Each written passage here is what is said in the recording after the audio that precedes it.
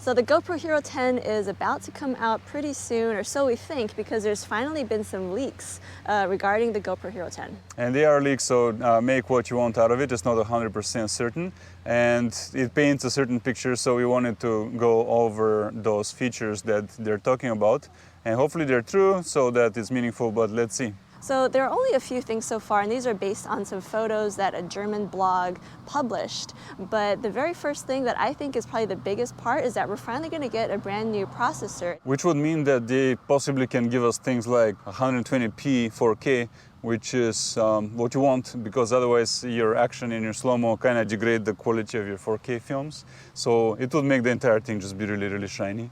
No degraded slow motion is probably the main features they could deliver, which would put them on par with things like the new Sony and all these things that cost like $3,000. The A7S III, yeah. And then we're also expecting on the slow-mo front 2.7K at 240 frames per second, so ultra slow motion at a slightly higher resolution than 1080p. So those would be some really significant resolution improvements. On the front of resolution, there's also rumors of it being 5.7K, I believe, at 60 frames per second. So yeah. Higher frame rate at a much higher resolution. I don't know about how many of you are even using 5K, but 5K came out on the Hero 9 for the very first time on GoPro.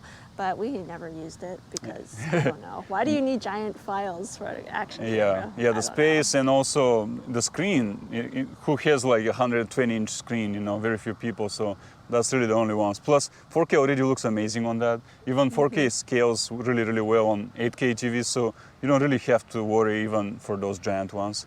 But besides that, what do they give us? Because so far this would be a pretty incremental kind of update, right? It's not that groundbreaking. Well, going back to that new processor though, if we do get a new processor, which we've been wanting for a really long time, then we should see a really significant improvement in the amount of bugs that happen on the GoPro, because that's been our #1 complaint about GoPro over the past few releases, is that camera, for as good as the specs are, if it's going to be crashing on you all the time and corrupting your files, then that's a really useless camera. So by upgrading the processor, then hopefully we should see fewer of those happen. Yeah, if that alone they fix, this version is a win and a must-have for people like us who shoot a lot of GoPro footage, because it will make it much more painless. If the processing power is what was lacking and it made the device crash a lot and freeze a lot, maybe this would fix it. Another thing that they could possibly deliver that would be very welcome is better low light performance, and they do say the sensor is upgraded.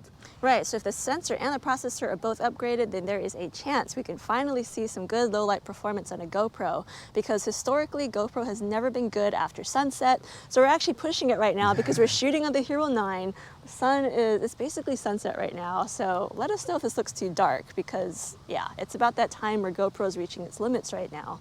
But again, really welcome improvement that would come along with that brand new sensor and processor if we get it in the Hero 10. Yeah, also they're talking about the hyper smooth, and perhaps if they have better processing and better sensor, they can also get better hyper smooth, because you know, also together with the low light, the hyper smooth just disappears in low light. So if that could be upgraded, maybe on the back of the good sensor. But again, these are all speculations because there is talk of a new sensor. We don't know if any of this is true. Yeah, so there's rumors of it being Hypersmooth 4.0, which would be the 4th iteration of Hypersmooth. Hypersmooth was really good already in the Hero 9, so I don't know how much better it can get, but I welcome any improvements to Hypersmooth. And they all have been major improvements. So that's probably the one front where GoPro is unrivaled and has been steadily making improvements. So they will then make more if they've pledged, so we at least trust that much for them to accomplish. Are there anything else? I'd say the only other thing that I saw in that leak is that there are some photos of what the GoPro would look like. So it doesn't look very different from the Hero 9. It looks basically the same, except we now have the GoPro logo in a blue font instead. I don't know why it's ever not been, you know, this white gray color, but it's supposedly going to be blue if those images are to be believed. But if the Hero 10 retains the same form factor as the Hero 9, then that's great, because we won't have to, you know, get a new media mod, get new batteries, get new accessories. So I'm hoping that that part is actually going to be true. Yeah, that's one of what we want. One of the lists of things that we said we wanted from this version, and it looks to be that way, so that's good. Other than that, we have to see what the Rio Geo is and know more about what features they deliver. It sounds like maybe they'll give us new features in the software that are now enabled by more processing power. We'll see. Yeah, so yeah, as we mentioned before, we are expecting the official announcement to come out anytime now, probably in mid to late September, maybe even October if they push it back that far. But stay tuned because we will be buying the Hero 10 and we'll keep you updated on any other leaks or news that we hear about it. And yeah, I think that's all we have. Yeah, short update. We'll keep you posted.